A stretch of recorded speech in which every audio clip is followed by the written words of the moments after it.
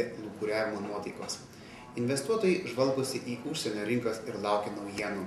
Prastos vakarykštės JAV makroekonomikos naujienos bei vis dar neužbaigtas klausimas dėl gelbėjimo plano tempė Amerikos bei Azijos indeksus žemyn.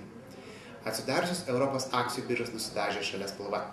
Tam įtakos turėjo per finansų krizę nukentėjusio Šveicarijos banko UBS skelbimas, kad šis sugebėjo trečią šių metų ketvirtį uždirbti daugiau pelno. Po skelbimo daugelio banko akcijų kainos pasuko viršun.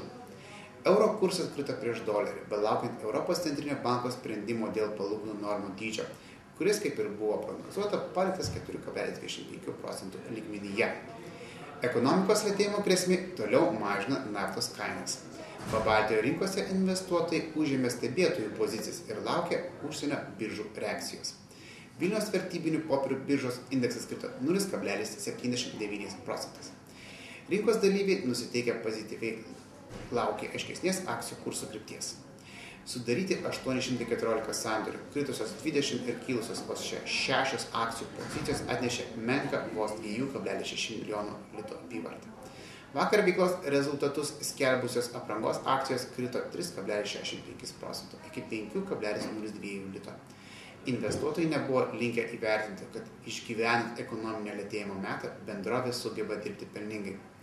Bankinis sektorius toliau nerodė kilimo ženklų ir kristelė 0,66% arba net iki 1,86%. Favoritės TEO LT akcijų kaina koregavosi žemyn iki 1,86 lito. Rinkos vertybinių popierių biržos indeksas smuko žemyn net 2,47%. Sudaryti 104 sandoriai, kurių apyvarta buvo daugiau kaip 49 tūkstančiai Latvijos latų. Indeksą žemyn nutempė net 5,06% kritusios Latvijos Kuklicibo akcijos. Talino vertybinių popierių biržos indeksas fiksavo neigiamą 0,94% pokytį. 236 sandorius perleista akcijų už 1,5 milijono eurų. Mažmeninės prekybos drabužiais bendrovės Baltika akcijos krito iki 1,74 eurų, nors įmonė ir paskelbė per šių metų trečią ketvirtį 9% išaugusius pardavimus. Aktyviau prekiauta Olympic Entertainment Group akcijomis, kurios išlaikė 1,55 eurų kainą. Tiek trumpai, sėkmingų investicijų.